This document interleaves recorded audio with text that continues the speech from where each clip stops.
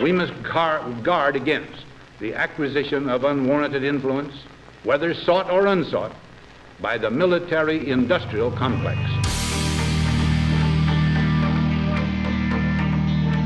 What we do not do is spy unlawfully on Americans.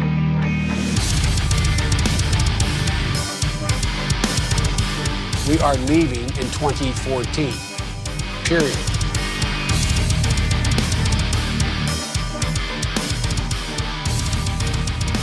Ladies and gentlemen, we got him. America's public enemy number one in the United States is drug abuse. In order to fight and defeat this enemy, it is necessary to wage a new all-out offensive. You are listening to Biting the Bullet with Luke and Typo. But go ahead. Yeah, dude. You were saying Discord. Oh, yeah. Yeah, you can just go ahead. Yeah, I'm not introing this shit anymore. I did that for like 100 episodes, and I was like, I can't remember every single time, so we just go into the conversation. Hell yeah, love that shit. By the way, I'm formerly Fat Dave, Tower King Cole. So Tower King Cole on the show with Biting the Bullet. We were talking about Discord and how much Typo and I fucking hate it. And the people that still are in our Discord, you're lucky we jump in there every once in a while. It's like you actively hate your audience. It's such a great. It's just we do it a lot, dude. Because sometimes I'll ask like we'll be having a guest on, and I'll be like, "Hey guys, do you guys have any questions for this guy?" And they're like, "How big is his penis?" And I'm like, "All right, yeah, all right, all right, guys, that's fucking helpful." Dude, well, one of the cool things we haven't gotten our Discord off the ground yet. We got to do that because it's as much as it does suck. It still is such a great. It's still like a really good audience, like I don't know, platform for your audience. Yeah. Even though if you don't want to get into it, like you still have everybody that likes you is in there, and you can talk about one thing and still have a lot of fun. But like I'm in the Libertarian Friendship Simulator guys Discord, and they have a thing called the mailbag, and so it's just like them it'll just be random questions, and that shit gets so funny. Yeah, like I asked. Yeah, their mailbag is fucking funny. They had some random ones when we went on their show, and I was just like, "What the fuck? Like, who asked that question?" Did I ask the question today in there? I said, "Would you rather be sexually attracted to a 16-year-old or 96-year-old?" And because either way, you're fucked. Yeah. Well, how old is Betty White now? I could say I'm sexually attracted to Betty White. Ooh, that's okay, true. Right? Here, let's see Betty White. She's got to be right up there. I bet she's in her 80s. She's born in 1922. Jesus. So I can't do that math. So. Oh, she's 90. She's 99 years old. Oh my God. I'm good. I know my answer. Dude, no wonder there's always that Grim Reaper meme about Betty White, because how the fuck is she living past all these people? Her and the fucking Queen of England, man. Like, they're just never gonna die. Dude, what is up? She's got to be fake at this point, right? Like, she's like, there's no way. How old is she? She's fucking old. Like, they make what's the show? She's 95. She's 95. I was gonna say they made that show of her. You know, it's like what's the Crown or something like that. It's basically her life. And it's like from she's like 22 in like 1935. And I'm like, what the fuck? This bitch is still running a country.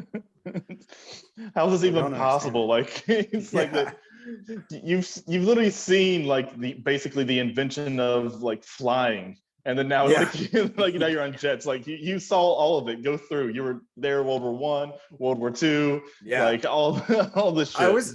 I always get fucking lost in my own thought. Like, you know, like a person that was born in like 1895, you know, and they live 100 years, so they lived to 1995. Like, they saw a lot of shit.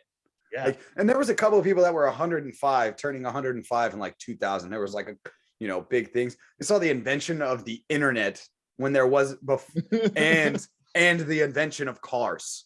Like, these people were horse and buggying that shit, and then they saw the internet made. Like, I don't even blame those people for like, I'm not fucking touching a computer. Like, that's witchcraft. Like, we burned people at the stake for that. What do you think would happen if you showed one of those people like online porn? Like you were just like, okay, like I know you hate the internet and computers, but have you seen this? Like I know you're used to like pinup like models, but like I'm gonna blow your fucking mind right now. And now you have like a 105-year-old dude jerking it off every day. Like he gets dude, especially with like the face swap shit that's going on right now. It's like who's the hottest? Who's the hottest in the 1920s that you always wish you could see naked? Like I can get a video of that for you. Yeah, I can make that for you, Pops. It's like, and it's not like, in black and white. Like, yeah, exactly. It's colorized, bitch. We got color photo in this. It's just in 4K. You can. We're jerking. Yeah, we're jerking off. You can see the genital warts. You can see the genital warts in 4K. Like it's amazing. We got VR. He's like, I don't know what VR is, and that's when he dies because he's like, I'm here. I'm living my fantasy. Oh my god, that should. Dude. Why is this not like an internet just like series on YouTube of just giving VR to old people and just just watching them freak the fuck out? Like, well, that's because this is a good idea. Some of the videos, there's like a couple, and it's probably because of the couple that are out is their grandmother or something like that watching it and then falling on their ass because they don't understand it. Or like, or they'll like punch the TV or like do like weird shit or like run and knock themselves out. They should do like a series for the metaverse, like fucking what's his Mark Zuckerberg just fucking forcing old people into the metaverse, like Cuomo forcing old people in nursing homes, dude. Like, just get a padded room. Just get a padded room, set up the whatever VR shit you need, and then they can just go buck wild in there. I mean, they're not gonna hurt themselves. They can fall. It's like a bouncy castle, but then they're just like fighting demons. Like, I mean, dude, they're gonna have a heart attack. Doom VR. Imagine Doom VR. They're gonna have a fucking heart attack. Like that's dude, why. That's why they just you gonna enter the metaverse, dude? Hell no, dude. I'm still on Facebook, and like every time I look back at it, I'm like, Jesus Christ, I need to get off this shit because like it's so fucking. I remember back I was in college, and this was like 5 years ago, 6 years ago, and a friend of mine who was like really big into like really safe online, like not like safe, but like, hey, they collect your data. Yeah. Stop letting them collect your data. And he was just like, just get Facebook off your phone. Don't download the app, get it off, because like they know everything about you and it's super creepy when you look into it. And from then on, I took Facebook off my phone, never had it. I still have a Facebook account, but that shit is not on my phone. Yeah. I have every single social media on my phone downloaded directly where all my debit cards are. And where everything is, because I mean the government already has my DNA and probably has a clone of me somewhere from when I was in the military. So at this point, fuck it, why not? Yeah, I've been there too. Though this is also really funny. Like whenever you talk to boomers and they're really afraid of like China having our information or some shit, and I'm just like, like the U.S. I'm not scared of China doing shit to me. I'm scared of the U.S. government doing shit to me.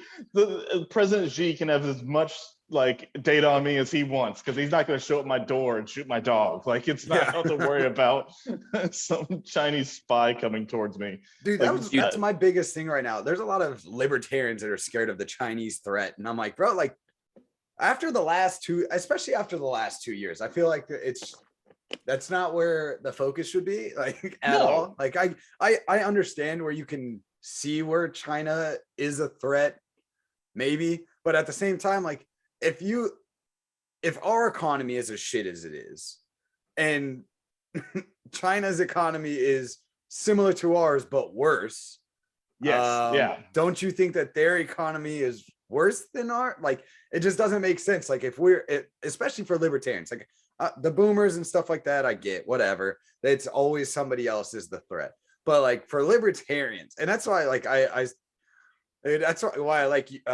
like Tower Gang and shit like that. Like you guys are really good about going after libertarians when they're being fucking stupid. And that's what I love to do. I feel like I get up here on my fucking ivory tower every week and like to shit on libertarians.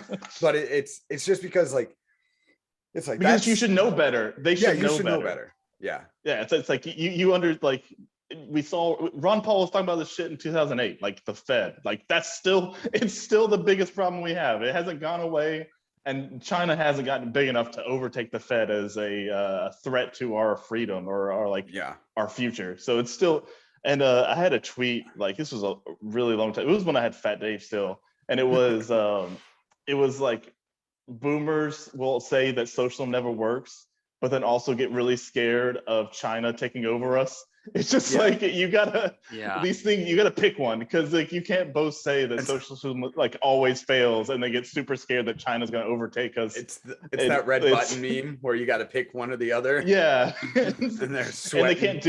And they can't do it. They're still super afraid, even though they always talk about how communism never works. It's like, yeah, it hasn't, but you're still afraid that somehow China's going to come over here and beat our ass for some reason, even though it's never going to happen. I can promise you.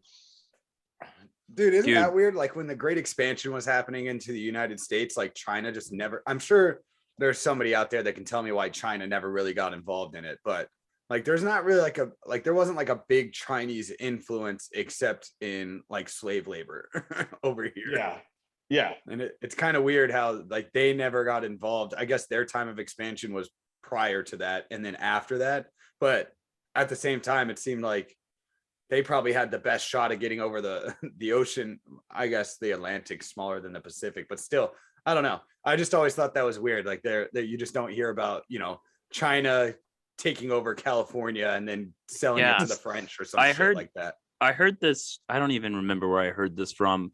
I don't even know if this is true, but someone on some podcast was saying that, like, I guess 1,000 years ago or something, China like was able to sail the 7 seas, and then they sailed around a little bit, and then they came back, and you're like, yo, out there fucking sucks. So they destroyed all their ships, and they're like, yeah, we're just gonna stay here. like they saw the Indians and like, damn, these motherfuckers are lit. Like, I'm not fucking with them. I don't know if that's true or anything, but someone said that, and I was like, that makes sense to me. Like, fucking. Well, did it? I want to say, wasn't it China that tried to invade Japan like thousands of years ago or some shit, and then like a hurricane came through and like destroyed their whole navy? And I feel like after that they were just like, all right, God doesn't want us, or whatever God I believe in doesn't want us to leave. We'll just stay fucking right here. Yeah, breed we'll just rabbits. Stay here and fuck. we're not getting on the water anymore. Like, fuck that shit. That's actually why they're building islands in like the South China Sea right now. It's not because they just want the whole world to be fucking land because they're scared genetically of water. They're gonna create a land bridge like all the way to California. That's how. But we just see it coming. We're just like, they're like, we finally made it. We're in America. they can't fathom using their navy to get over here. They have to build a land bridge all the way over to us. That's fucking funny. I don't know. It's so weird. I always thought about that. Like, after all the countries, like same with India. I don't know. India is a weird country that I feel like never gets taught in history books. And I never go look up any of their history whatsoever. But they built like the Taj Mahal, and it's like, bro, there's like, what is it, like, I don't know, there's like 1 billion people in India or some shit. It's like 1.2 billion. Yeah, it's like 1.2, 1.3 like billion. It's insane amount of people. They have the Taj Mahal, and half of them live in huts. Like what? Well, dude, have you ever seen those pictures of like? So you always see the Taj Mahal, and it looks like amazing, fantastic. Mm-hmm. All that looks amazing. There's like a pictures of like they go like 500 yards back, and it's just like slums. It's literally like trash and gross. It's literally just like India is such a weird fucking place. I never want to go there, dude. I don't care. Like, it's my mom. So all right, so you see me, white as fuck. My mom also white as fuck, and also a lesbian. Her company that she worked for at first, a couple years ago, was an Indian made company. Like, it was Indian owned. And so she had to go there to meet with them all the time. And they were like telling her that she can't go out at night, like alone and things like that. They're like, and I'm like, yeah, like, what do you, like, you got to be careful over there. And she called me one time, and it's like 9 o'clock at night. And I'm like, what are you doing? She's out walking around. And I'm like, what are you doing walking around right now? Like, they don't care. They don't care over there. Thankfully, nothing happened to her, but I was like, they will literally take you and you'll be gone. Imagine getting raped by an Indian man. Dude, it probably smells, bro. Yeah, dude, it's so bad. Oh yeah, you like that? Oh yeah. Just fucking Indian. Bob's and Vagine, dude. Yeah, I could imagine, like, what the fuck? he smells like ass and just trying to rape you. His dick is so small, you don't even feel it. Like it's just if you get raped but you don't feel his dick, you can really get raped actually. Like, It doesn't count. It doesn't count. Denied. It's just a fucking that's goaltending. Like Dude, one thing though I did love was watching like the Chinese and Indian border dispute where that shit is crazy. They're like, oh, we can't shoot at each other, and they just like drop their rifles and start fucking fisticuffing at the border, dude. Those videos were wild, dude. I thought it was the craziest thing. I remember when that was happening and people were like, oh, we're about to see like a third world war. It's about to like go down. Like I remember like because they were just like, yeah, China's like 50 miles. Their army's like 50 miles inside of India's borders. And they're just kind of like chilling there and they're not moving. So we don't know. And I guess it just get. Isn't India doesn't India have some nuclear weapon capabilities or something like that? Like yeah, they do. Yeah, and they were like, we'll fucking nuke Pakistan. And I was just like, oh my God. I mean, okay, but Jesus. Dude, it would be an insane fight though, watching them duke it out. That would be amazing because it'd be like really like in today's day and age of like the warfare we do now. Fighting.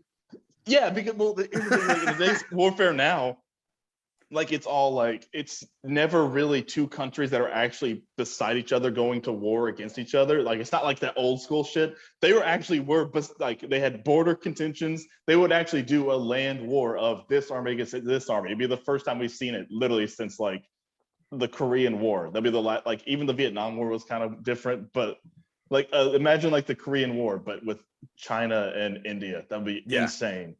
And like we're just over here with our popcorn, just eating, watching it. I feel like America is getting involved somehow, though. No. I feel like we'd back Pakistan because we got to protect their gender universities, you know. Well, yeah, we got all that gender study money we're sending them when we're fucking locked in our homes, dude. I wouldn't even mind if they go to war. Like thin out the herd a little bit. Like 1.2 billion. It's way too many. Thin it out. Like and don't both those countries have the most population? Like isn't it China then India like next? I think India's finally overtaken them. Which actually I've been getting into some conspiracy theories. There's actually a conspiracy theory out there that China actually only has like 500 million people, and they just lie and say they have more so that they can like seem better. Which is actually really, and they were just like, it's all based off of like public transport usage and shit like that. And then like they're just totally lying that they have 1 billion people, which would be Has really Alex funny Jones to me. confirmed this or not? I don't know. That's my like. Get this to Alex. That's the only way I can confirm my conspiracy theories at this point. Is that Alex Dude, have y'all Jones gotten? Are y'all into conspiracy theories at all? Like, are y'all, we love them. Most of them are are made up like fucking. This is what we think is possible. I don't really go searching for them anymore because then I'm on YouTube until 4 o'clock in the morning and I have to be up at 5 o'clock in the morning. But yeah, there's a whole bunch that I'm just like the other day I was, this was my try at looking up a YouTube conspiracy that I thought.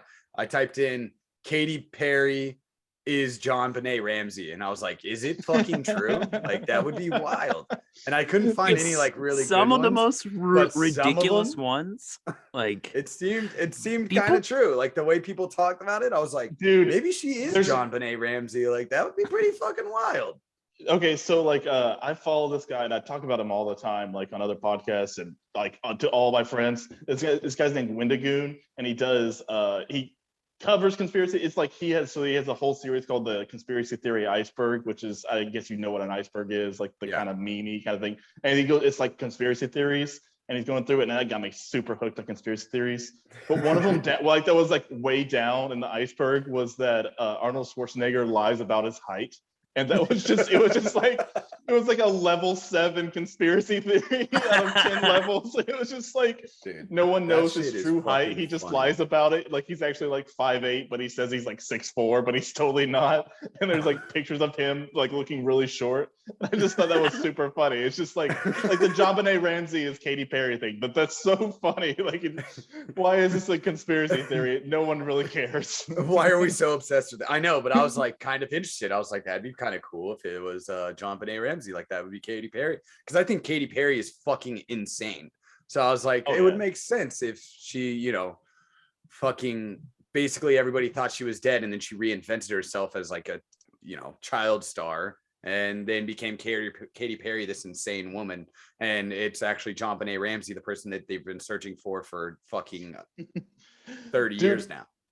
Dude, I feel like just any type of those super like stars of anything, movies, TV, like music, like they're all fucking crazy, or like there's something weird about every one of them that seems off. There's got it, like, if you dig in on them, there's got to be like, what the fuck was going on? And like when they were like 16 years old, there's something weird happening with, you know, I don't know. It seems like everyone you could probably find something about like that. That's my thing with like Adam Driver. You know, he was this fucking, he played Kylo Ren, came out of nowhere. Dude came out of nowhere. And then he was this, you know, Iraq vet, like in the Marine Corps. Like you don't hear a lot of vets getting out and becoming like superstar actors, you know.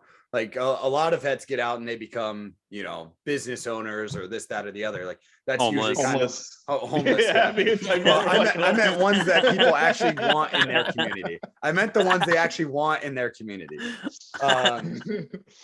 That's the majority. I was talking about the few that. Yeah. Anytime I meet a veteran, most of the time they just say like, "Hey man, can I hold $1 for me?" Yeah. Can you get me a 40, bro? But yeah, you know, they're always something like that if they're successful in any way, shape, or form. But a fucking movie star, and then the way he looks, like he's like extremely tall. I was like, you're not the normal fucking army. He's also not good looking. No, like that's what's the weird thing. He's like which makes sense being a Marine. I mean, fucking type. Yeah, that's true. I built a whole show on being ugly.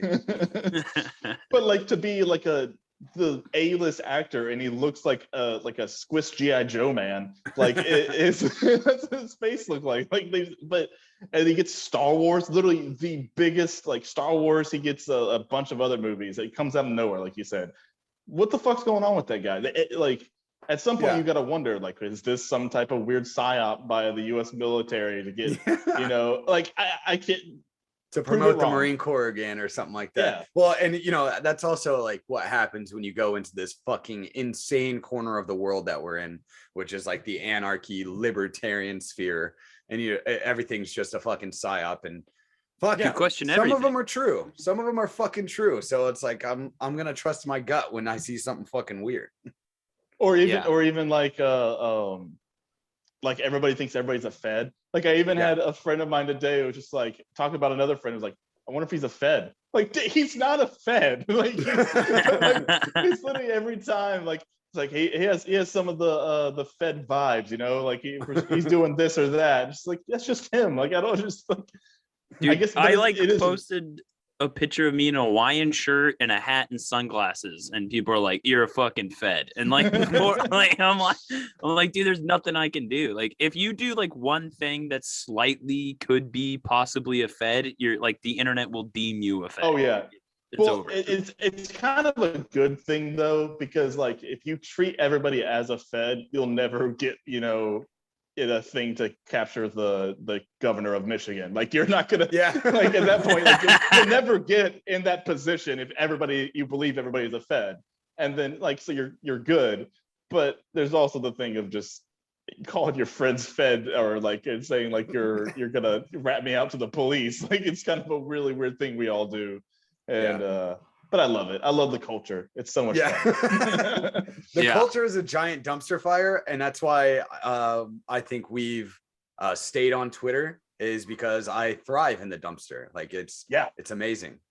I get down on that trash. I get dirty. Have a little fun. We start some other fires ourselves. Like we'll go into someone else's dumpster fire culture and start a dumpster culture and start a fire. A lot of people like, I mean, I've even done it myself where I'm complaining about like the libertarian infighting, but I feel like it's only like as your movement gets bigger, like it's only going to get worse. Like only going to get worse. There's going to be more ideas. People want to take the movement in different directions, whatever the fuck they want to do.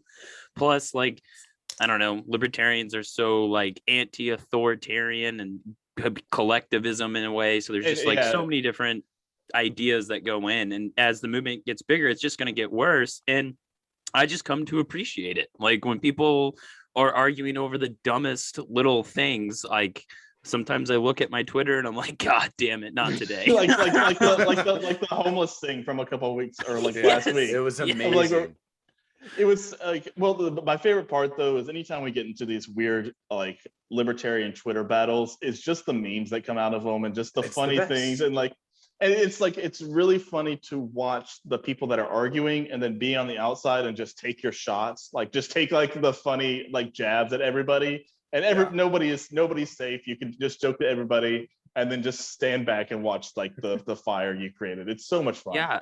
I don't even take like Twitter that seriously. Like I look at it for like what's going on in the world sometimes, and I'm like, oh, I see like, oh, people arguing and bitching about this, that, and the other.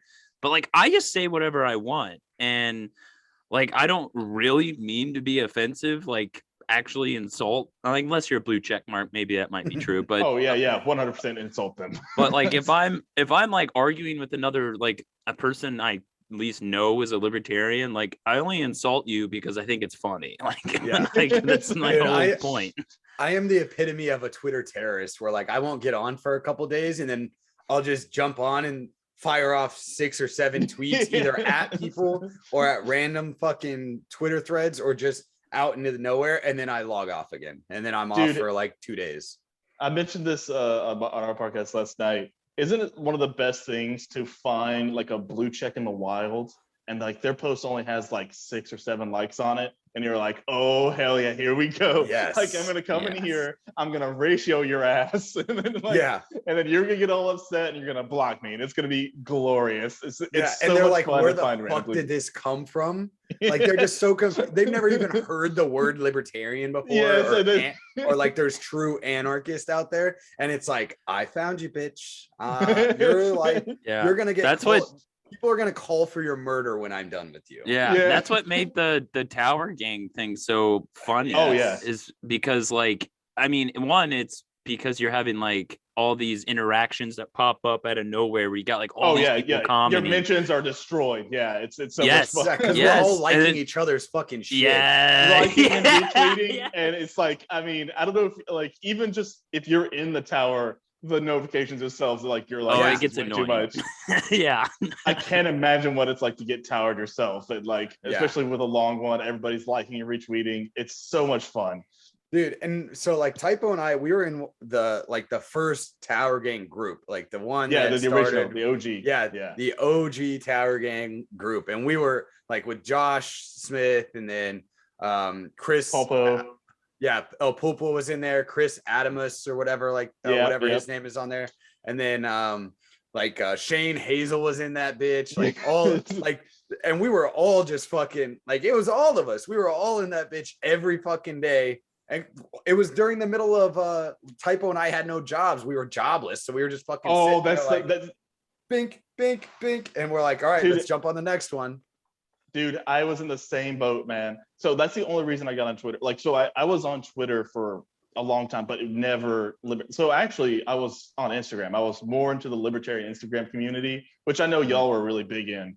And like I was, I followed the E-Militia guys, which I loved them. And then the Whisking Rebellion, who's been on like, he's like an OG. Awesome, he's an OG dude. Like, I love the guy.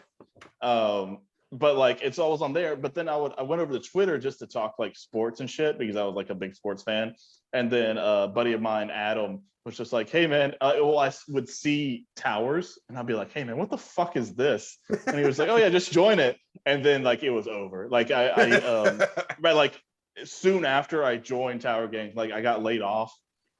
And then like just like you said, just sitting there, and I could just be on it all day. And like we're pumping out 7-8 towers a day. I'm just like, I'm constantly going.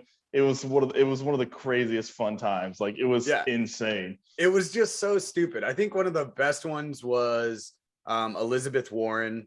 That was like one of our first big ones that I think people started getting blocked for. The blankets. Smallpox blankets. Smallpox blankets. And then Meghan McCain. That was a good Daddy's one. Daddy's in Hell Yeah, pork chop. Daddy's That's that in was Hell a good pork one. chop. Probably my favorite one ever is Daddy's in Hell Yeah. pork chop. Yeah. And it got like 200 likes per letter. I It know. was insane. It was like insane. Dude, I like, could you imagine being Meghan McCain and you're like, what the fuck? Like, this post blew up or something like that, you know, because there was a shit ton of comments and everything on there already, but then it was within a matter of 20 minutes, there was 200 likes on, you know, 15, 20 letters, 20 and letters, then retweets and everything else. And like that had to have been, she had to have looked at her phone, or her social media person had to look at the, like, what and the be fuck like, is going what on? the fuck is this? And like, it was the same thing. Like every time we've done it to somebody and like that had never understood it before, they literally, if they do actually interact with it, they always go, what the fuck is going on? Like I remember when well, that's how you guys got Shoe on Head. When we did Shoe on Head, and like she literally like screen captured it, and she was like, "What the fuck is this?" And we were just like, Dude, and the same even thing, almost like better than the towering was the memes of tower, Oh, like yes. the towers at the end. It was like, you just got towered, bitch. And yeah, it was like, and then like it was like the most your mama type joke meme ever. Yeah. And it was like glitched, like they were like glitched out and towers burning and shit like that. deep fried and just like it was so funny. Like those were some of my favorite parts. Like the tower was hilarious, but then just right after having like 15, 20 memes at the very end, like at pork chop on the like, P. It was like like 20 memes of you just got towered, motherfucker. or like the favorite one is just like by ourselves we are weak, but together we form a mighty faggot. Like, They were one of so the ones good. one of the ones I created was it's that doctor meme. It's like the black guy holding up like a beaker full of like liquid, and it was just like, it said "finally up syndrome," and like, it had the Shower Gang logo, and I was like, that was one of I created that one. It was so much fun, and like the best part about it though was that we're able to like affect like blue checks in a way of saying like, hey motherfucker, like there's a lot of us like out people here that think don't you're fucking gay. yeah 100%. That's the best part, is it's like, because and this is how we described it, was if one person says, like, basically says Daddy's in Hell pork chop, and that's just one tweet, one person says it, maybe it gets like 50 likes, whatever, that'd be like most. But when you see 20 people come together to spell it out and then like the fuck out of it, like you can't be like, oh, nobody believes this, or nobody is this mean, like, because they're like, people had to take their time to sit here and people took their time with other ones. And then it gets 200, 300 likes. Like, you can't be like, oh, people don't believe this or something like that. Like, no, you can see that they do. And you can lie to yourself and say that still that people don't believe this and they're just trolls, which we are. But it's still like, some people don't like you, and you can't deny it. And that's what the best part is. And then whenever we would get somebody to actually like lock their account or go private, that was chef's kiss. That was the best. And I mean, we got on that original one, I think we had 3 or 4 corporate journalists that had to lock their accounts because they were just getting fucking wrecked. Like, they were getting so wrecked because first, like, the letters were getting retweeted, and then people would find the actual whatever their tweet was that made us decide to like go fucking wreck them. That it was just like, all right, well, I gotta go silent because I'm getting fucking destroyed on my post. Ratio to hell. Yeah. And it literally made them, you know, lock their accounts and go silent for a while. And it's like, good motherfuckers. And now the thing was, we overdid it. Like, we were doing so many towers and it kind of got old. We're kind of bringing it back now. We've done a few towers, and it comes like, if there's like a really good tweet, someone will be like, hey man, let's tower this. Let's just like, let's just get after them. And like, we'll hop on it. I think we did like 1 today or 2 today or something like that. Yeah, I see them every once in a while because I'm still in that group. I think like there's one group chat message that I'm still in that tries to towers every once in a while, and I'm like, oh, they're still doing it. Good for them. Like, it's just really fun. And it's just like it was just a way like it's funny on Twitter, like you find ways to fuck with the elite, like, you know, like the blue checks, which are the elite of Twitter. And we find ways to fuck with them, and that was a way to fuck with them, and we'll use it until we can't use it anymore, and then we'll find the next way to fuck with them, because all these people suck. They're not, like Mouse always says, they're not what do you always like? They're not impressive. Like these people aren't like they're not superior in intellect or like charisma or anything. They're normal fucking, actually less than normal people, and we can fuck with them better than they can take. So it was like it kind of happened right around the same time as the Wall Street's bet shit with like AMC and GameStop, and so like it was the epitome of we can remain retarded longer than you can remain like solvent. And it's like, like I'm all about that. Like the total, I think it's a theme of my life. Like I will be spiteful. I live to be spiteful at this point. Like I survive because I'm so spiteful. And I love when other people find the spite to like do things that are, in my opinion, probably just, like they're just to do. Yeah.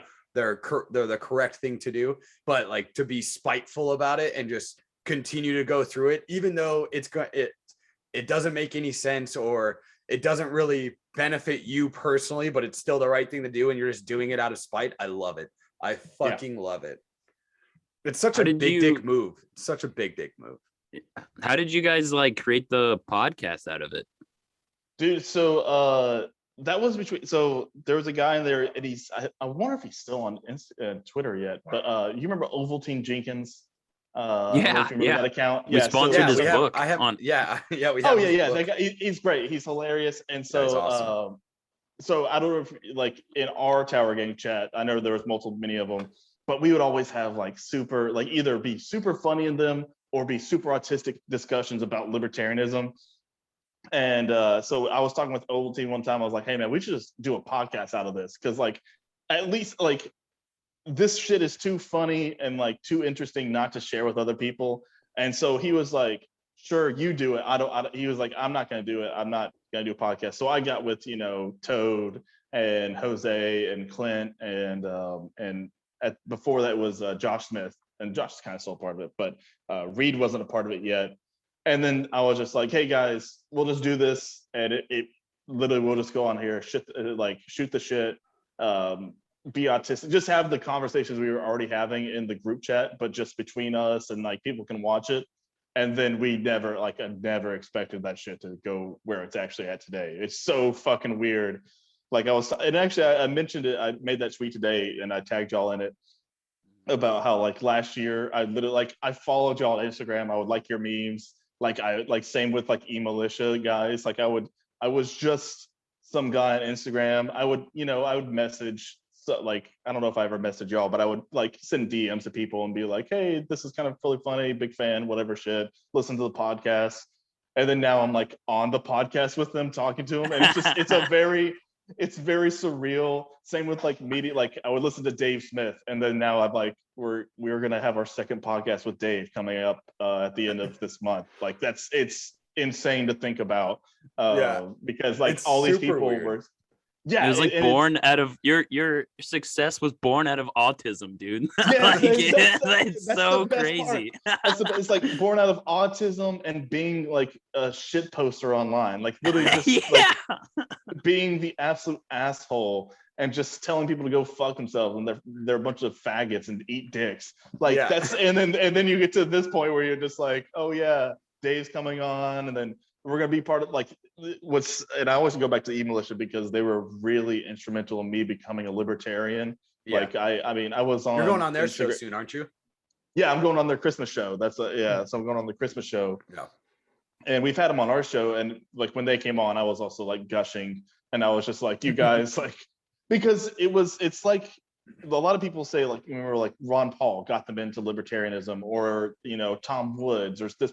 For me, it was the Instagram shit posters at the time that got me into libertarianism. It's a new generation. It literally is. Like I joke about this, but I got all of my theory through memes. Like I would literally read like Hoppa memes or like, you know, or like Rothbard memes and be like, and then be oh, like, okay, what the that kinda fuck makes is sense. that about? And then like go Google it and like I wouldn't even like. I've never read Rothbard, never. Like, but I know the theory. Like, I can understand the theory. I know it, and a lot of it was just because like either memes, and then like especially in descriptions on Instagram, people would like share a meme, and then they would talk about it underneath. Oh yeah, that's And why so you I'll didn't agree look at that. ours as much because we don't. No, but I would still like. Ours are just memes. We don't put anything underneath, but that's probably why our page is like survived as long as it have, and we haven't had to make another one. That's true. Well, so I also followed those guys, like because I followed like, but you know, it was the guys like trying to think like Angle Libertarian always did that. Trying to think some other guys that were really good about basically all the e-militia guys they were really good. Seaburn was another one that he would put like create like a fucking paragraph on there. I don't know if you remember Too Savage for Status. Yeah, that guy. Yeah, that guy was. We had him on. We had him on. Yeah. Oh yeah, did you have him on talk about Hong Kong? Yeah, we had him on like literally 2 weeks after he got back from Hong Kong.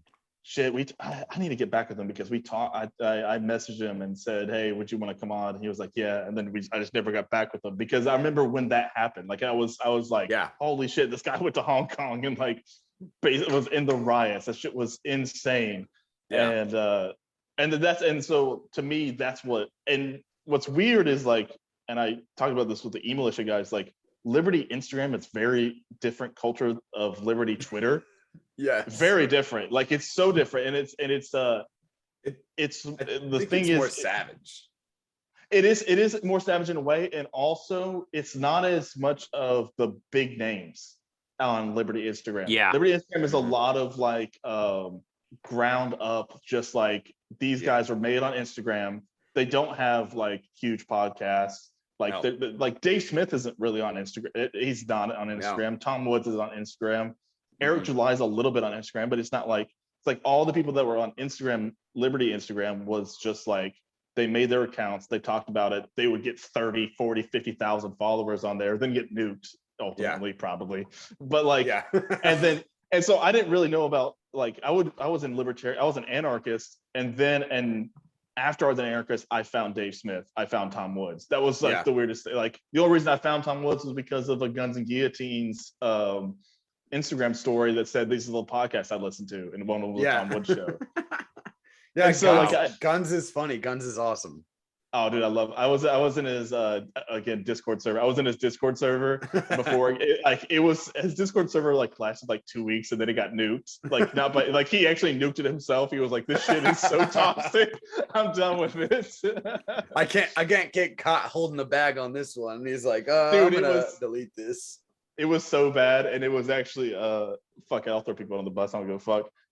It was because women were a part of the Discord, and I'm not even lying. That is 100% the reason the Discord was so bad was because women were a part of it, and or maybe not, like women can be in Discords. I don't care. Libertarian Friendship Simulator says different, but women admins on Discord is just no, you can't do it. Like get a whole bunch of guys together, and it's like it's fucked up. Yeah. The only time like we'll in like our comment section, the only time we really engage with it, like if it's someone that like kind of follows us and they say something stupid, like we don't really care. Like there's plenty of times that people go on there and just like they're in there just to piss the comment section off, and then people argue for fucking days in our comment section, and we're like, okay, whatever. But when it's like someone that obviously doesn't follow us and they come at our like page with some like bullshit nonsense, like that's when like me and Luke jump on them. We're like, yeah, shut the fuck up, you pussy. It's the best. Our Instagram is so much and fun. We're not like sometimes we'll argue, like maybe like the first comment we argue back will be like maybe illogical and try to be consistent, but then it's just like, go fuck yourself, you're a scumbag, you're a piece of shit, like get the fuck off my page. Do you know what page you're on? Get the fuck out of here. Like we just go ham. It's so fun. It's the best. And we always ran through on our Instagram. Like we had our Twitter and everything first. We had our everything that we have now. We did our podcast first and then built off of that. Like it didn't. Okay. We didn't have like our Twitter, and then we were like, let's do. That's a very hard way to go. That's a hard way to. Yeah. Like, yeah, well, we that's didn't not realize easy. that. We didn't realize Yeah. that. We had, we were like, no oh, idea what we were doing. We're like, We you had start no the idea. podcast and then you get followers. And it's like, no, how everybody else does it is they have some kind of following from somewhere and then start a podcast. But we were like, no, let's just get on a mic, get drunk, and start talking shit. Yeah. And so then we loved Instagram just because of fucking memes. Like Typo and I are fucking meme queens. Like we fucking love memes. And so we just started, we're like, all right, let's just throw all of our fucked up memes that we love. We're just going to throw them on our podcast page. So people start following it. And then eventually we'll throw clips up on there or something like that. And maybe they'll start listening to it. And then we never fucking did. You never posted the clips. Never posted clips. We posted two. I posted a clip. I posted a clip on our Instagram of our show 2 weeks ago or something like that. And somebody's like, who the fuck are these guys? And what's the context of this conversation? And I was like, dude, the handle says Biting the Bullet podcast on that's it. the literal that's handle. handle. I know, but in the video it says Biting the Bullet podcast and has the same logo as the fucking the page of our meme. I was so like, amazing. yo, I was like, this is so we're on like, I swear to God, our Instagram people that follow us on Instagram don't follow us on Twitter. People are on Twitter don't follow us on Instagram, and neither of those two know we have a fucking podcast. Dude, it is one of the craziest things. Like, there is not a lot of crossover between Twitter and Instagram, even though like we all believe the same shit. We all laugh at the same shit. I'm talking about the anarchist, like libertarian communities that are like, we all laugh at the same, but it's like, and I will say Instagram has much better memes than Twitter does, because the Twitter's just not for that. Twitter's a lot easier to use. I don't know if you feel that way. I feel that way. I feel like I don't have to be as creative on Twitter. I don't have to actually like put together me. Like, I could just say whatever shit is coming to my mind, and if it's funny enough, it'll get like 100 likes, whatever. Yeah. I can't just put together a meme. I'm not a meme creator, but I'm definitely a meme like hoarder, and just like. Oh yeah, Typo and I are creators. We'd steal everybody else's memes. Oh hell yeah! Put them on our Instagram. Don't exist. We hardly ever give credit either. And there's some people that get in our comment section. Because like a lot of times, you're Sal the memes. You're Sal the Agorist, man. Well, Sal actually steals ours, memes. but he tags, he'll tag us. He'll just tag us in the photo, so you don't like see it, right? Like you get to actually like click on it. Which is fine. Like, I don't really care about, like, people have like, they take our memes and then they post it and like credit to Biting the Bullet. It's like, dude, I robbed this from being libertarian. I just like, I'm not, I don't know. And a lot of times I don't see the like watermark, because some people get really fucking creative and hiding. They like hide that shit. Yeah. And there was one that was actually really obvious and I didn't see it, and I just posted it, and like another Instagram page that we actually follow, and like they follow us, and they're like, wow, dude, you stole my meme. And I'm like, what are you talking about? Like, and that's the worst. Also in the comments, everybody's going like, stolen meme, give credit. What the fuck, guys? Like, it's just like, it's like we're not. I just don't care, guys. I just don't care. Like, it's that TikTok video. We do not care. Like, that is our theme when it comes to memes, because like I'll make a couple, and they're like some top tier memes, or like, I call them 3-tier memes, where it's like you have to know meme lore to get the meme sometimes. Yeah, which is intense.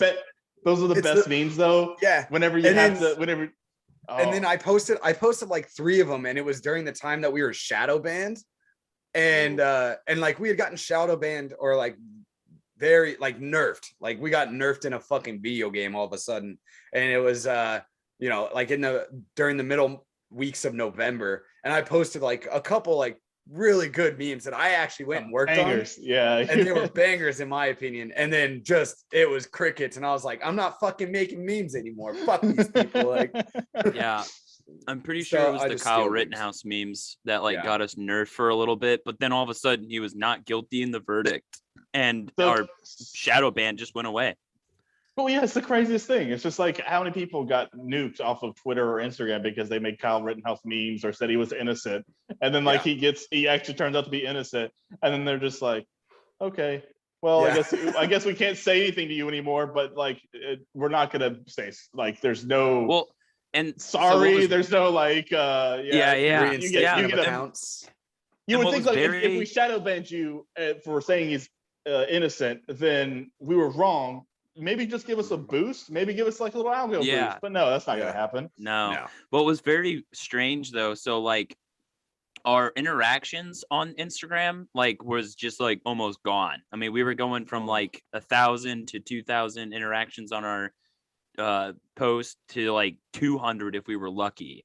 But our follower count kept creeping up. And I was like, how is this possible? And people would screenshot, like they would go to follow our thing. And then it would say, these people post misinformation. And people would screenshot it, send it to us and be like, yeah, I'm definitely going to follow this page now. Yeah, dude. It was like, it was our own algo boost because like, then they would post it on their fucking like stories or something like that. Like, oh, I'm following this page now. And then we gained like a whole bunch of followers. And I think they either thought it backfired or whatever, and they like released the shadow ban. I haven't gotten one of those pictures in a while, so maybe I'll unfollow us and like go follow us again and see if it's there. Okay, so what was y'all's? Because this is kind of funny. Goes into Instagram.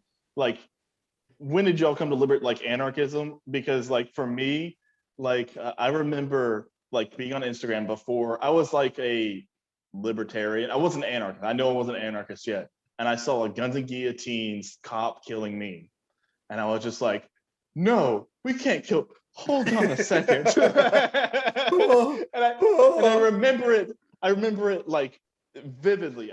It was in my explore page. Somehow guns and guillotine showed up in an explore page, which is insane to me. Pretty wild.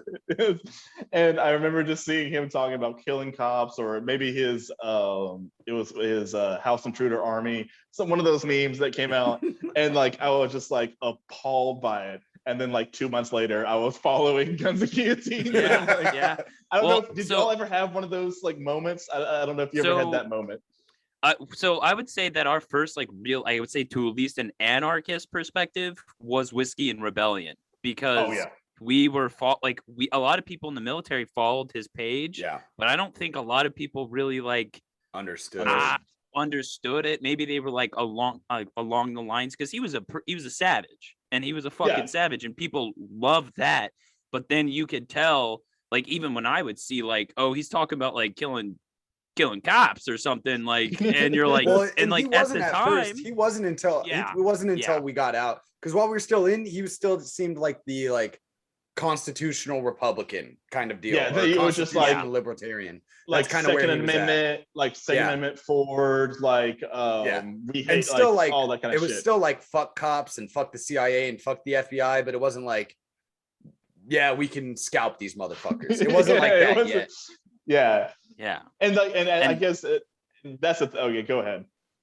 And I was gonna say that like that was probably our first exposure, and then I don't really know. I think before we did the podcast.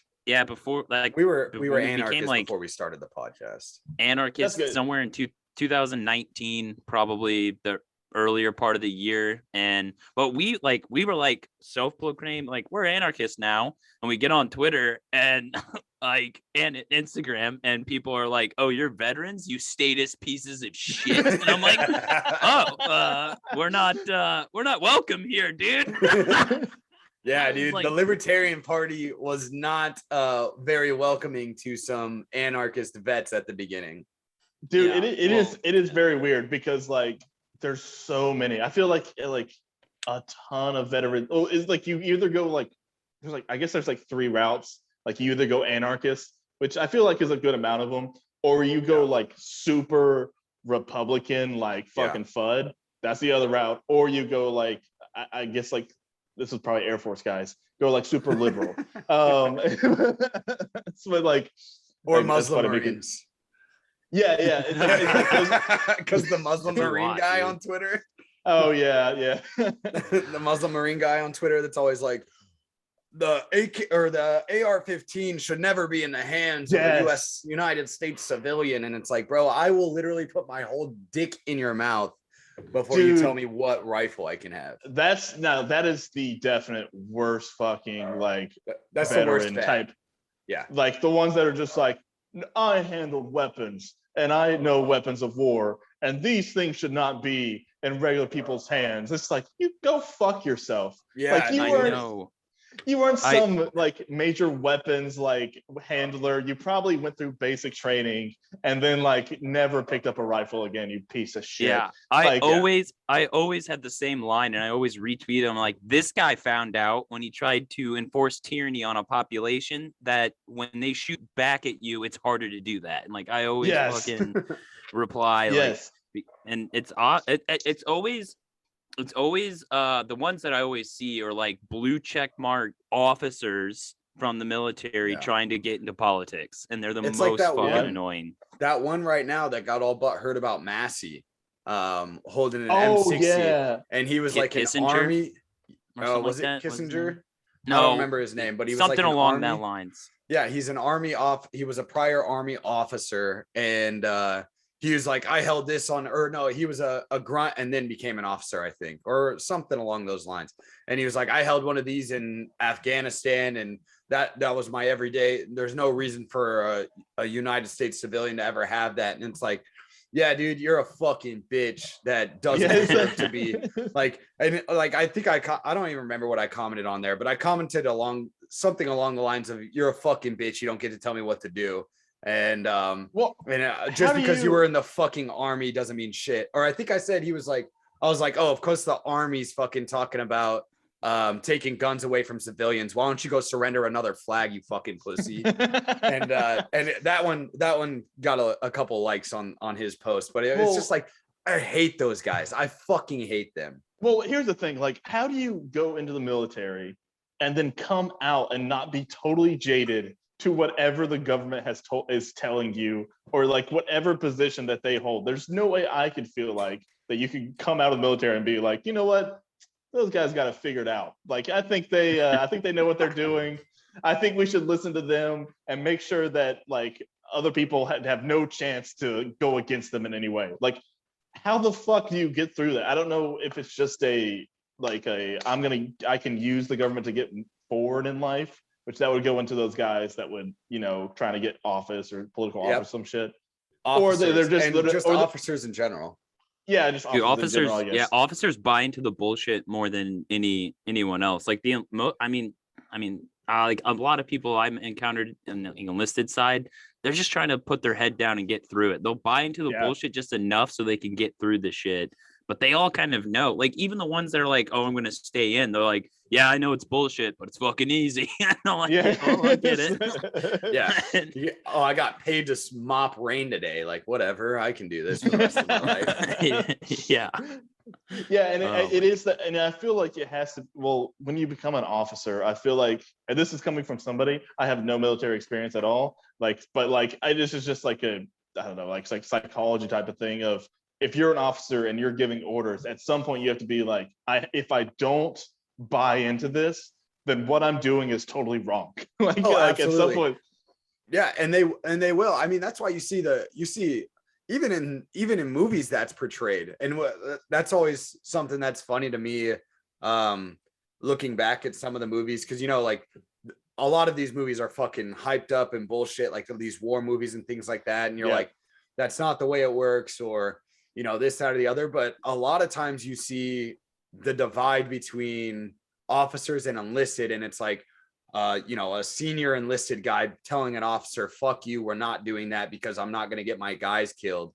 And the officer being like, I'm going to court martial you. And he's like, fucking do it, sir, or some shit like that. That's like a typical American military movie. And there's a lot of that. The only thing that in the actual military, and the only thing that's not quite accurate about it is it's usually not a senior staff enlisted, because they're bought into the bullshit as well. Once you hit a certain rank, you're just as bad as an officer. But it's usually like an E5 or an E4, a corporal or sergeant in the Marine Corps that's like, yeah, I'm not doing that, sir. My men aren't getting killed because you're a fucking idiot. And it's fucking true. And that's why it always weirds me out. Is like, why do they get that part right?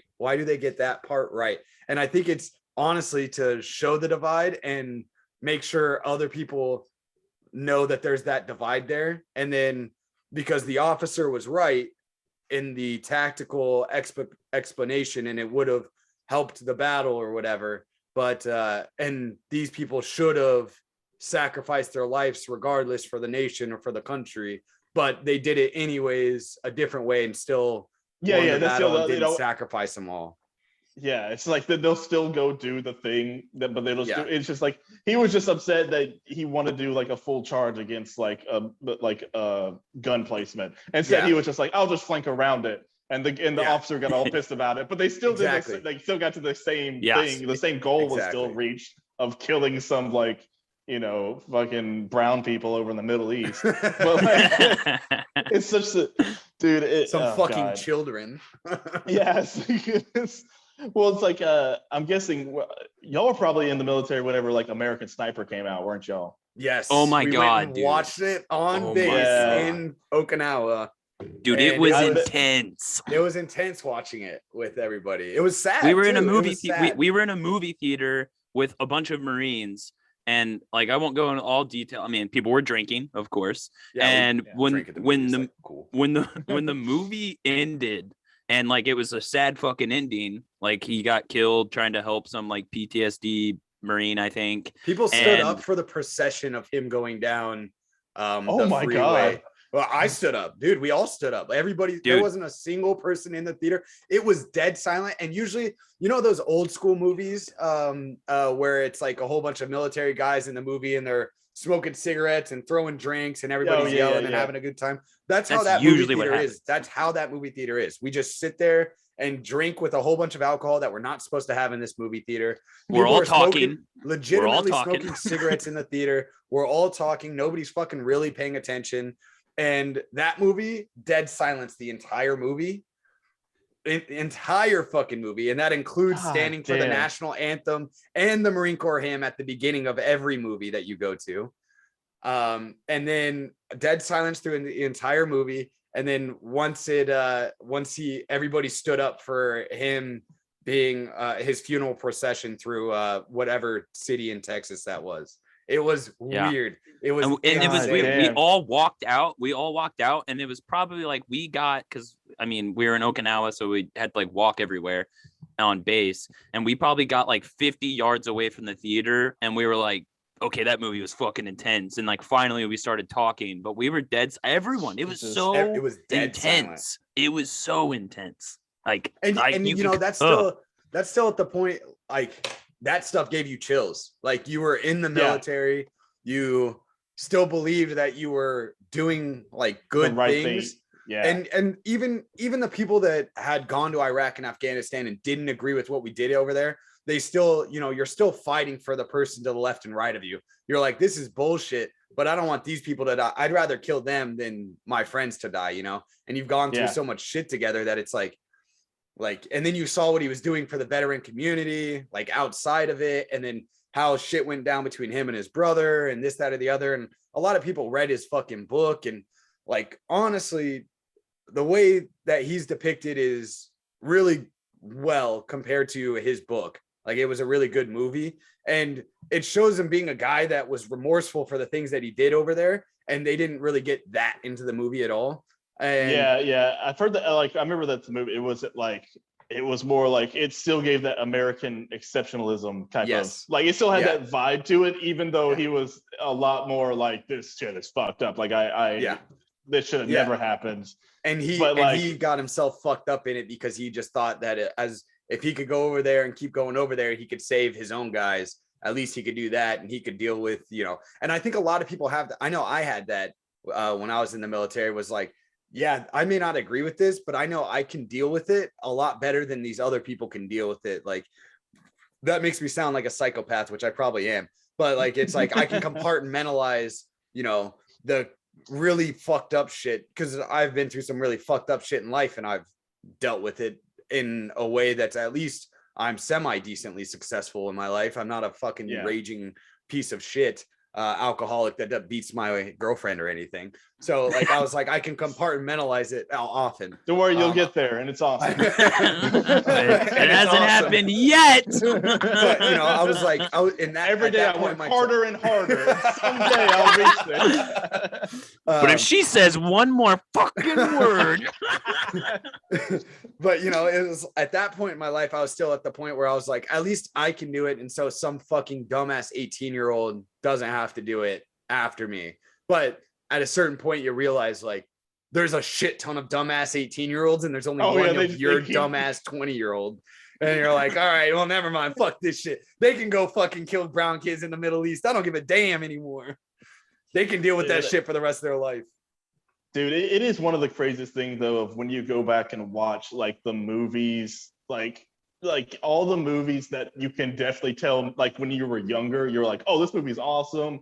It's got explosions, the military's awesome, and like we're the good guys. And you go back and watch it now, and you're like, holy shit, this is just straight up propaganda. Like this, like Top Gun. Doesn't it like, suck? fucking, doesn't it suck a little bit that you can't watch things at face value anymore? It's like, God damn it! As a libertarian, I'm jaded now. Like, why can't I just be a normie and just enjoy this shit? I can't just watch Top Gun. Like, I still watch Top Gun and still hell yeah.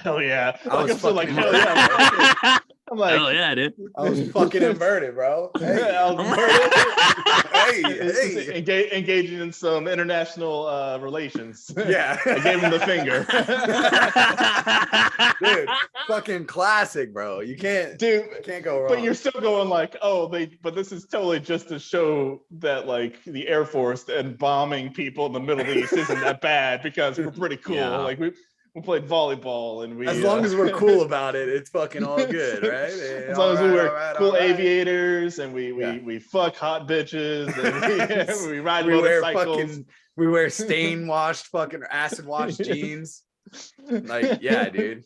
It sucks because we love, Typo and I are big movie guys, so we love fucking movies, and I like a lot of those old war movies and stuff like that. Yeah, and it just fucking sucks. And the one thing that we will not let go, and our followers probably hate us for it, is fucking sports. I love sports. I don't care about the propaganda. I know it's corrupt. Bread and circuses. I don't give a fuck. Sure, bring it on. Bring me the bread and circus. Give me the circus, dude. This world's fucked up. I want the circus sometimes. Give me I hope if the whole nation falls, I still have the NFL where I can watch black dudes fuck up other black dudes in a giant coliseum. Dude, listen to me. Okay, so I was talking about this. I can't remember what podcast it was, but like I can't imagine the US like collapsing just because my brain can't wrap around that the NFL can't exist. And literally, like, I was like, it's impossible. Like, there's no way that like the NFL wouldn't still like they still wouldn't come.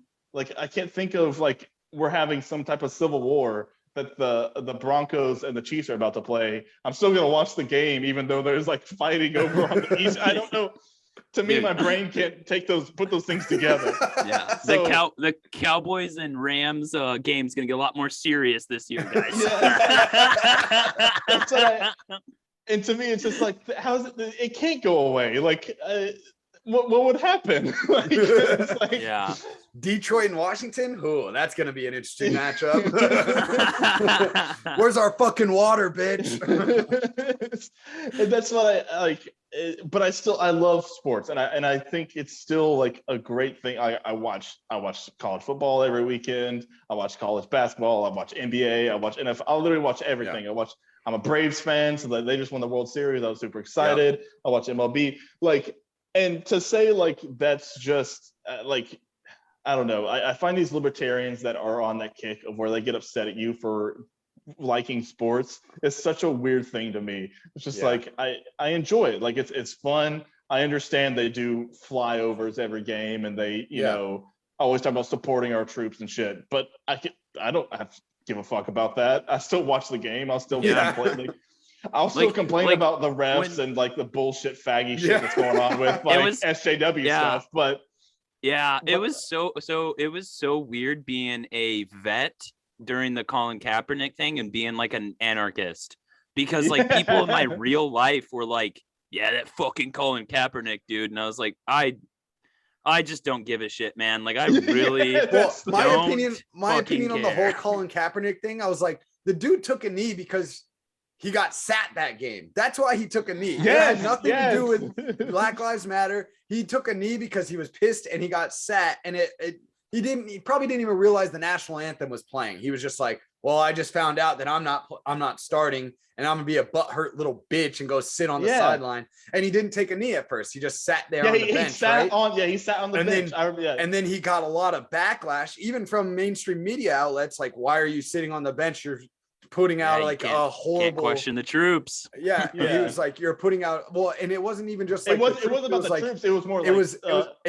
you're like the quarterback. Character. You're the leader. It was a character leader. Like they were like, that's a bad character thing. Even if you weren't starting the game, you should take a stand. And he was like, no, I sat during the national anthem because of the police brutality in the United States of America. And it was like, and it worked, okay, dude. He bitch. got $1 million contract with Nike. Like this dude, like this is like kind of like fucking Cole here being autistic as fuck on Twitter, and then becomes a libertarian podcaster, gets to meet the stars now.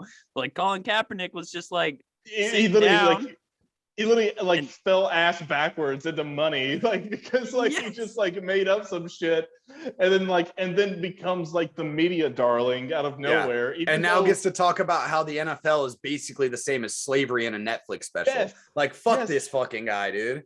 And he was even on the ass end of his career. Like he was going down. He was not playing well. Like, and even then, the funniest part about this whole thing, and I know, like, I don't care if you're like, I'm guessing your viewers hate this, which I don't give a shit. I don't give a shit either. We'll fucking talk about it all goddamn day. Yeah, let's go. Fuck the viewers. I remember this. If you remember this, like he got a contract from the Niners for like an extension, and he declined that shit. Yep. It was like $19 million or something. Yeah, and they were gonna keep him on.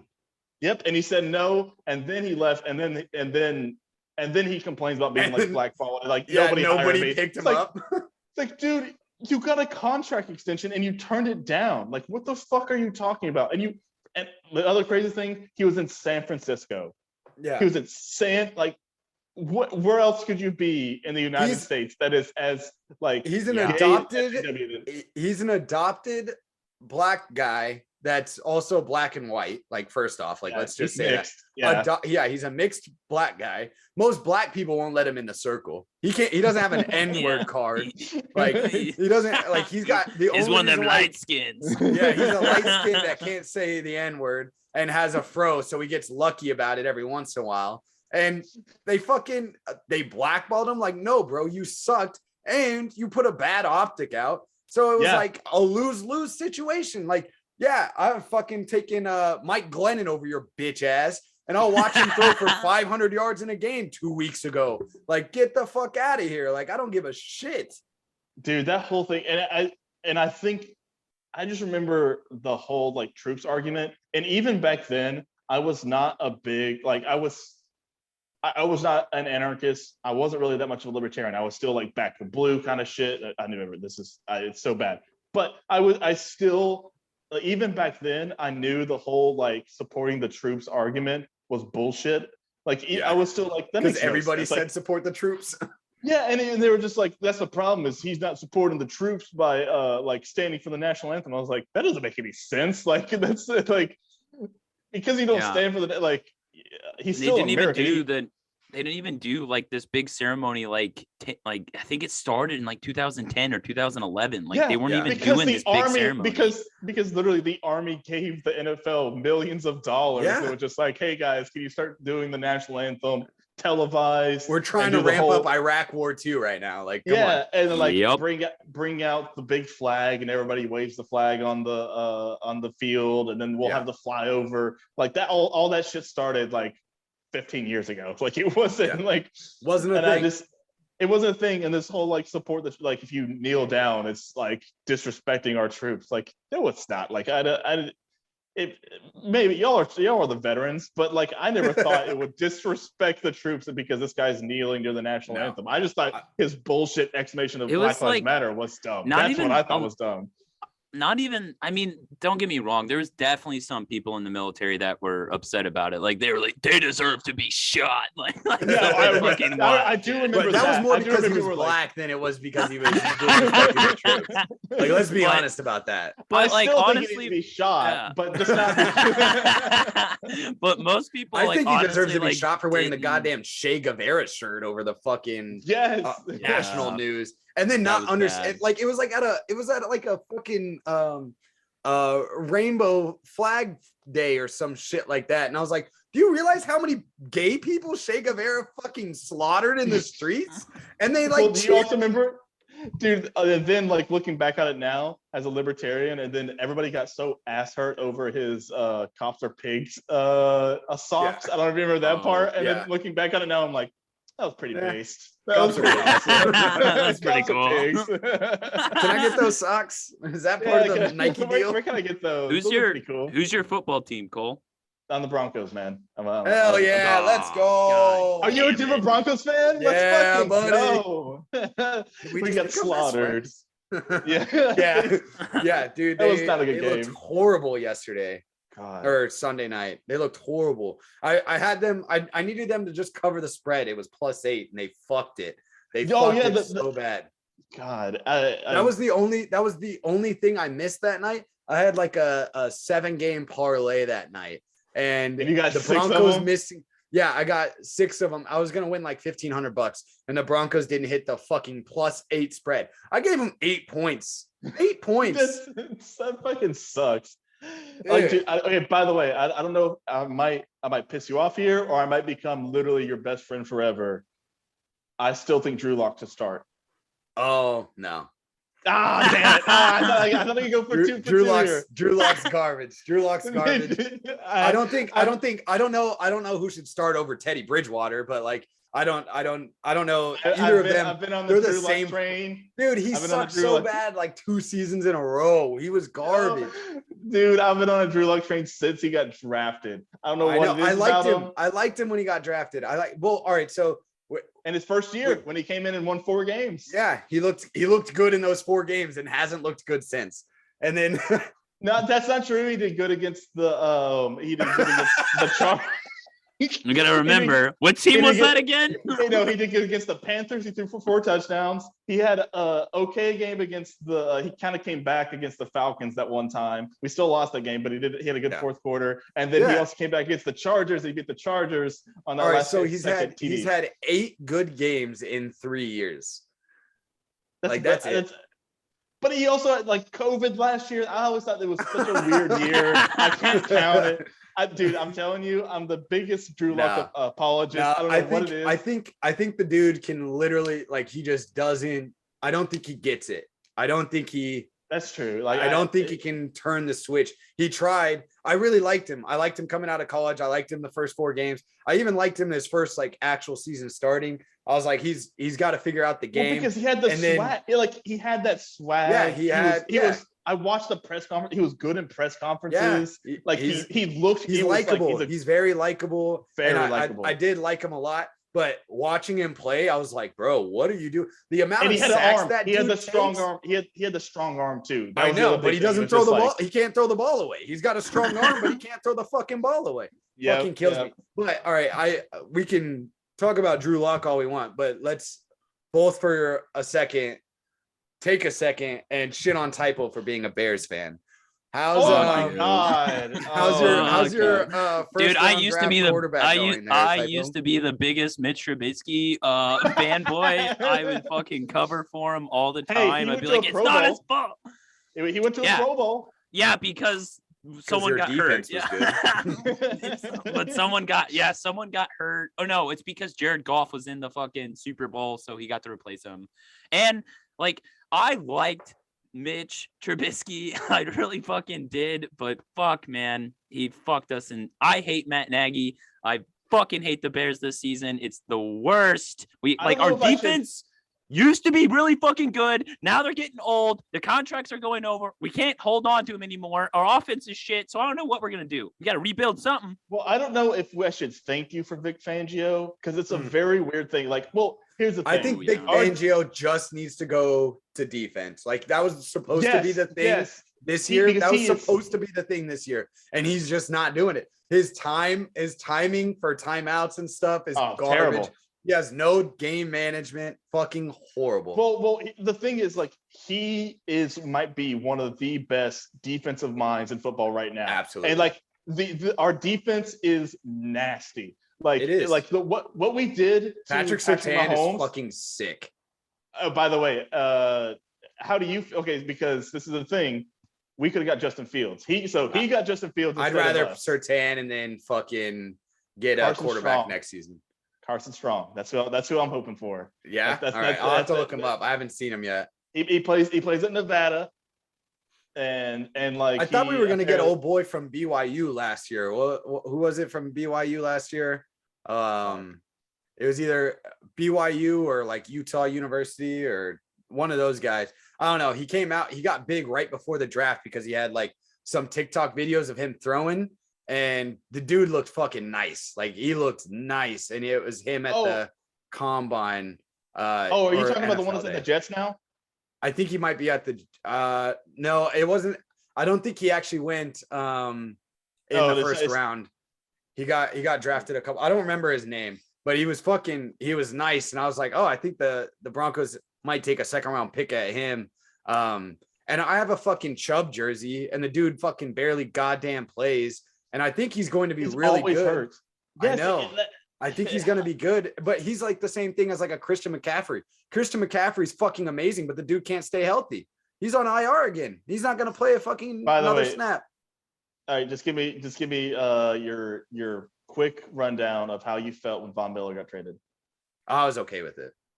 I was actually okay with it too. I'm not even lying. Like I thought it was a good move to understand rebuild. Like it's like, all right, then we're rebuilding. Like, cool. To me now, I was always I want him to retire with us. He's been a Broncos whole life. He was Mr. Bronco ever since Peyton Manning left. Yeah. And before Peyton Manning got there, he was technically Mr. Bronco also. Yeah.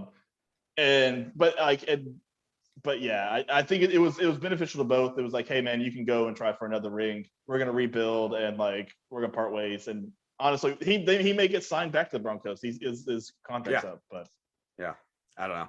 It's I love the fucking Broncos. How'd you feel about Jay Cutler? Fucking gay. Oh yeah, that's true because you all get Jay Cutler too. So that was the Broncos and the Bears have a weird fucking relationship. Yeah, we trade players all the time. We have Kyle Fuller. Like we have Kyle Fuller right now, and they have playing pretty good. Nathan Trevathan. Nathan Trevathan was my fucking dude. Danny Trevathan. Danny Trevathan. Yeah, dude, that guy was awesome. And then also y'all got Brandon Marshall from us. Mm-hmm. Mm-hmm. Mm-hmm. Yep. He didn't do so well there. No. But we were Jay Cutler was what I thought Drew Lock could be, but with a better attitude. That's what, like, when he got drafted, I was like, big arm from the South, from the SEC, but like he didn't turn into that. So Jay Cutler was really like it. Honestly, I would kill for a Jay Cutler right now with the weapons we have. If we had a Jay Cutler. I could understand that. Dude, I want Jay Cutler in Miami. I want Miami Jay Cutler if we this was my thing, because like Jay Cutler's attitude was so frustrating when you're losing. When you're watching him on the field and he like has this I don't give a fuck, but you're losing, you're like, oh my God, this piece of fucking shit. But then I watched him on Miami and I appreciated it. I was like, I love this dude. Like he like does so not give a fuck. And he was like a backup for Fitzpatrick and for like Tua and shit like that. And then when they got hurt, he just came in and threw like 340 yards, 3 touchdowns, and was just like, I think it was slightly before Tua, I think. Yeah, I think he was. I think he was the year before Tua, but I think it was Fitzpatrick at first, or somebody else. Yeah, maybe Tannehill. Maybe it was Tannehill. It was Ryan Tannehill. He was still. That's right. Yeah, but before he got his fucking reality TV show, which is so funny to me that he has a reality TV show. Yeah, well, and now he's running for like the school board of some. Jay Cutler's like running for some school board in fucking, I don't even know where he's at now, but I don't know. That shit was just so dude, funny. I couldn't imagine with like, because it would be like because when he was at the Broncos, he had those receiver threats too, like Brandon Marshall. Who was it? Demarius Thomas, Eric Decker. Yeah, Demarius Thomas, Eric Decker. Dude, that was, I mean, and it was a great team. now with Judy, Judy is my Cortland. fucking dog. I wish he needs to work on his hands a little bit, but he's a fucking dog. Dude, I'm from Alabama, so like I'm not an Alabama fan, but like I saw him. I'm an Auburn fan, so I saw Judy tear us up for him. But like, yeah, dude, the guy is nasty. Yeah. Cortland Sutton, so good. Like I could talk about the Broncos all fucking day. Because, like, and just also get so upset that like because We of suck. coaching, because of special teams, because Dude, we that don't play, fire our goddamn special teams coach McMahon, who's been there for 3 years now and sucks ass. He literally we're terrible at special teams, and this guy doesn't get fired. It pisses me off, but whatever. I feel like he's cleaning house this Well, summer. and what's our offensive coordinator's name? Fucking Pat Shurmur. Pat Shurmur. Yeah, and then who was our head coach before? The black one. Before the black dude. That one with Peyton Manning. Fuck. He also he coached the Texans. Yeah, I can see his face, but his face. Doesn't it start with a K? His last name start with a K? I want to say that. Hold on. But yeah, him, and then he coached the year after, and it was like, this dude sucks at coaching. Like, he was only good because Peyton Manning was the quarterback. Like, Gary Kubiak. You're right. Kubiak. Yeah, fucking Kubiak. I could not stand Kubiak. John Fox. He went to. John Fox, another fucking coach. He also went to the Chicago Bears. And then the black dude now coaches down in fucking Vance Joseph. Vance Joseph. He coaches down in. He's with the Cardinals now. I think he's he's a defensive coordinator. Yeah. Is it weird that we get a lot of defensive coordinators for like?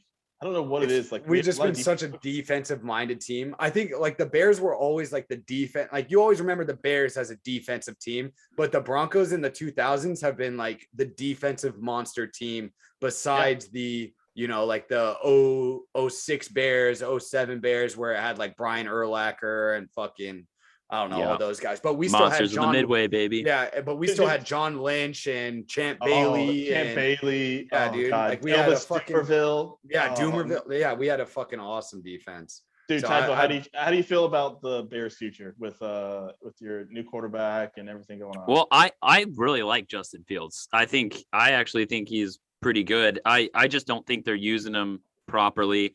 And I don't know. I'm always back and forth of like, do you just throw the guy in there right away, put it all on his shoulders, or do you let him like? So I'm always back and forth. I'm like, yeah, put him in there. Is it Andy Dalton? Yes. Got there? Yeah. And he started the last. Yeah, he started the last game because Justin Fields has like a hamstring injury. But that's what where I'm so back and forth. The commish. What do you think about the commish? Oh, the commissioner of football. I fucking hate him. Like, what do you think about what's his face from the Raiders? John Gruden. I think he's base as fuck, man. Yeah. Dude, that is still one of the craziest things. Like, well, I always thought it was so funny. Like, one, all of his emails happened before he was coaching for the Raiders, so I don't know why it fucking matters. Which I guess he got. He left technically, did he get fired? Yeah, he left. He left. He resigned, but he got a talking to from the owner before he resigned. So like, I think he was going to get fired, and they're just like, yeah, you should resign.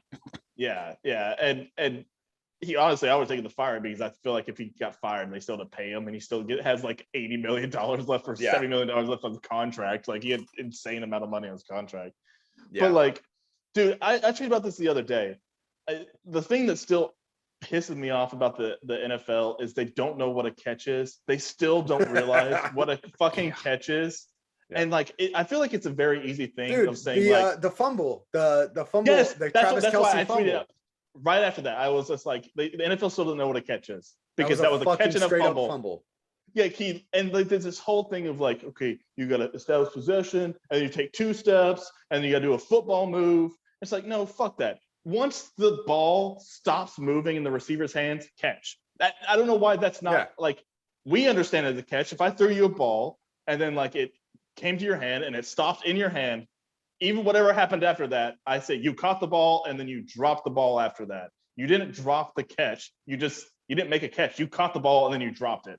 Like, I think that's the dumbest thing of this whole I like, the only thing I do like is catch the ball and then the football move to put it under the I guess cradle. I think the cradle, like you put it into the cradle, the fucking wing. I think that makes sense, but there's plenty of times where you outstretch and catch the ball and that's a catch and going to the ground and then it drops out or something like that. Once you hit the ground, I don't really think that's like, that's kind of like it's over. Like he already caught it. As long as when you caught it, the ball stopped moving. Yeah. And then if you hit the ground and the ball moves, who gives a fuck? Like, yeah, that happens. Yeah. Like, if you're still bobbling it and then it hits the ground and the ball moves, fine, that's not a catch. But like, and I hate the whole like two-step thing, and that's what they kept saying on Kelsey was like because you could easily see he caught it, he moved it to his like hand, and then they punched out. But because he didn't take, and it was a great punch out. It was great. We would have scored if they. The other thing is, spread. That was the fucking spread. That was the fucking spread. It was a goddamn fumble. That was the fucking spread. And the problem is they blew the whistle on it, which I feel like you should just let it go and then go to replay it and see, because like, well, and that's what they've been taught for like the last 2 seasons is to like let plays go and then go to replay. Yeah, that's what the refs have been taught. I think the refs have progressively gotten shittier. Dude, I don't know. Do you remember whenever we had the replacement refs and that? Yeah, dude, that was really. We were. I think we were in Okinawa. Weren't we in Okinawa during that time? I think we stopped watching football during that season because it was just so hard to watch football because we were like a 15-hour time difference. We'd have to watch it at like 7 a.m. on Monday or something. So we did. You can't get lit for football at 7 a.m. Yeah, we had to work. Yeah, we got the Super Bowl off in the military. They let us have the Super Bowl off so we could watch it on Monday morning. So, dude, that also tells you something about cool. Like the United States of America is like the whole military shuts down for the Super Bowl. I mean, seriously, goddamn right. Was it only the Super Bowl? Did you get off for like the World Series? Did you get off for any of that? No, just the Super Bowl. That doesn't make sense though. Well, because the World Series, it's like 7 games, random times. Like they didn't do it for that. Maybe the last game, but then it like sometimes it falls in the middle of the week, so they don't really. I don't know. So the Super Bowl is always on Sunday, so they're like, we'll give you an extra day at the end of the week. But then we're hammered on fucking Monday, so Tuesday nothing gets done because we're fucking hungover as shit. I mean, it wouldn't get done anyways. Yeah, I know. We didn't do shit in the military. What the fuck are we talking about? Dude, that's like I was talking with Jose Galison. So he's part of our Tower Gang host, and he was former Air Force, and he was a mechanic. And he was saying the other day, a couple weeks ago, dude, he was talking about how last night he was telling us. He used to fuck with like new recruits or like anybody that came in, he had to teach them. He would just make up names for some of the parts in the aircraft. He'd be like, "Oh yeah, that's the bukkake right there," and that's connected to. And he would be like, he just wanted to see. He was like, "I give them little kernels of like lies. I give them little lies, and hopefully someday, whenever they're teaching somebody, they call it the bukkake, and they have no fucking clue." And that's what you do in the military. Yeah, you just fuck with people. That was the whole point. Your guys' division is pretty stacked. Like you guys got one of the tougher divisions. The NFC or AFC West? Yeah, AFC West is fucking dope. Dude, I love watching the Chargers. I hate to say it, but I fucking love watching the Chargers. Isn't it the worst thing because they actually have a good young quarterback that is actually and everybody's likable. Everybody's likable on that fucking there's team nobody, now. It's not I like hated Phillip Rivers. I hated Phillip Rivers. He was a giant cock, and it was fun to hate him. It was really fun to hate him. He was one of the nicest guys in the NFL. They say Phillip Rivers is so nice. Until you hear him on like mic'd up, and he's like, he just doesn't cuss. He just talks shit the entire time and doesn't cuss. He does. And that's what made me hate him even more. I was like, be a fucking man about it and cuss, you fucking bitch. Like you and your 7 kid have an ass. Yeah, I met him. I met him when I was younger, and now he moved down to 15 minutes from where I live. I can go and like go to his house. I know where he lives and shit. Yeah. So like you're like, hey, I met you when I was 4. What's up, dude? Dude, it was pretty crazy because he's also from like my hometown. So like any like oh, so that's pretty he, wild. Yeah, and then he like moved down to where I'm at now. But yeah,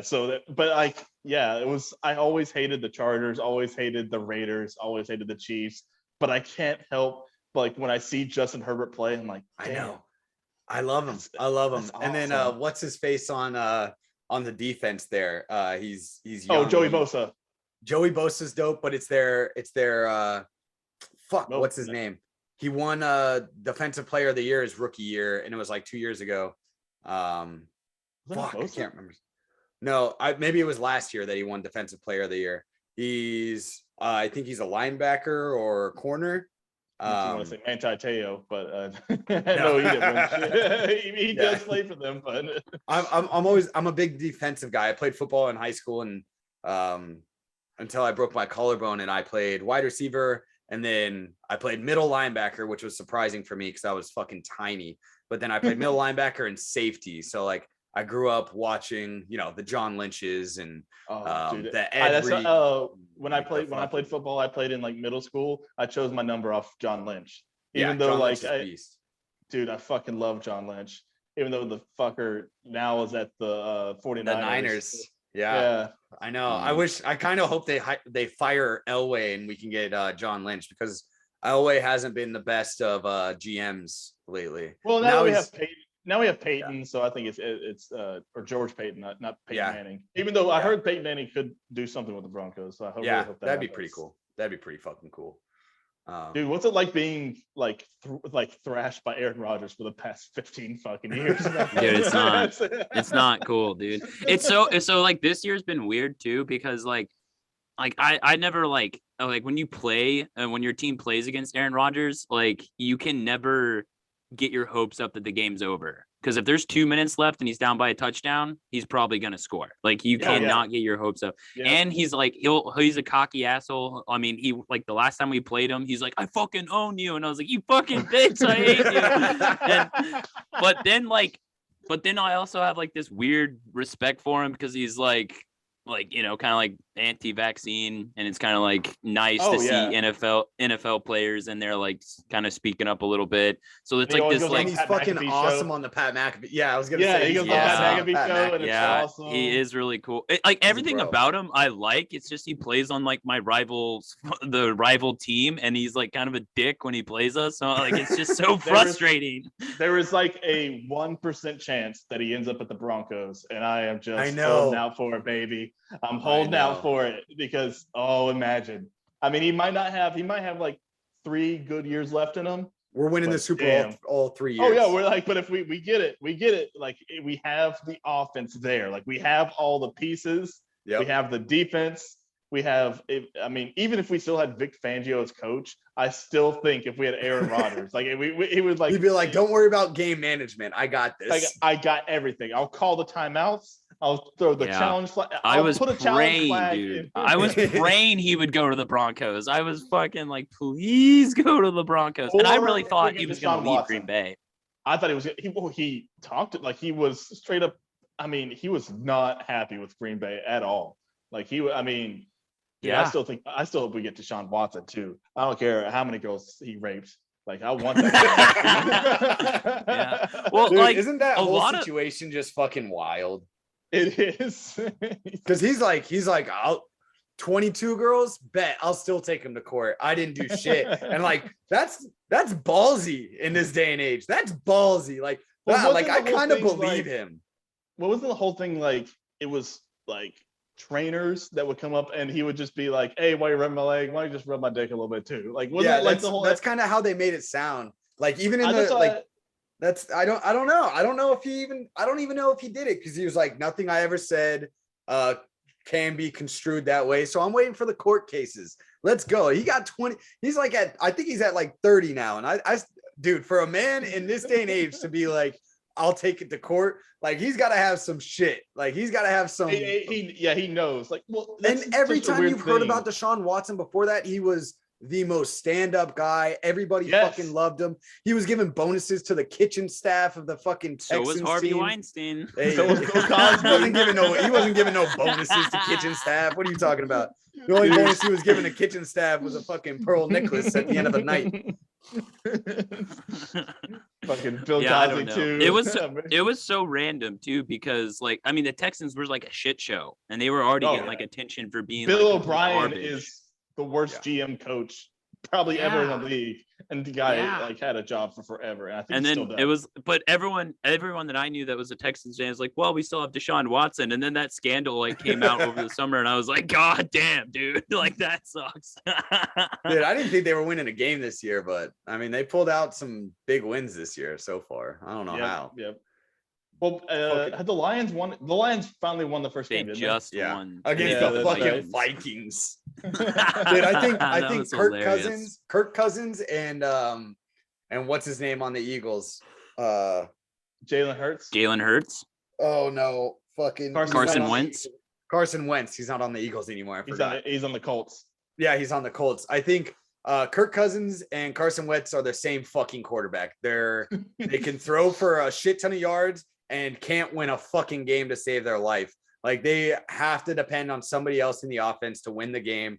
And that's Except the for only that reason one why. year that Carson Wentz went off, and the one year that Kirk Cousins went off. Yeah. Like they both had 1 year where they like did amazing, and that one year was when Carson Wentz broke his fucking ribs or whatever he broke, and then like they win the Super Bowl, and then like he was like with an Nick MVP Folks. candidate. Nick Folks was Nick the Foles fucking come key, in. dude. I love Nick Folks. I watched Nick Folks in the bowl game in 2011 when he played at U of A. I'm a big U of A Nick fan. Foles threw for 7 touchdowns with the Bears, did he not?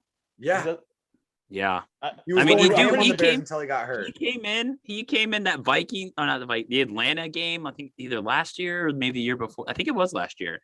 And we were down like 2 touchdowns, and fucking Nick Foles come in, and then the president of Barstool is like made a bet right there that Nick Foles is gonna win the game, and he did. And I was like, dude, we got our quarterback. We got our Big Dick Nick, baby. Big Dick Nick. Nick.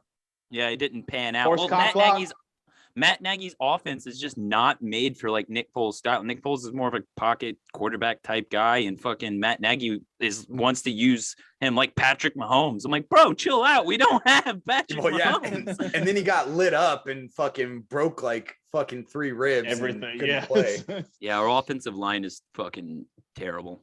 By the way, that is like one thing about the Broncos. Our offensive line's doing a lot better than they used to. Like, yeah, for the last couple of years for a while. We've had garbage offensive lines, but finally they drafted pretty well and got some guys in, even though we've been injured as fuck on offensive line. And we got some like the guys. #1 fucking lineman coach in the league from the Browns. Yeah. He's so good. I can't remember his name right now. Mike Munchak. Munchak. Yeah, Mike Munchak. Yeah, but he's awesome. Yeah, So like we finally have a line.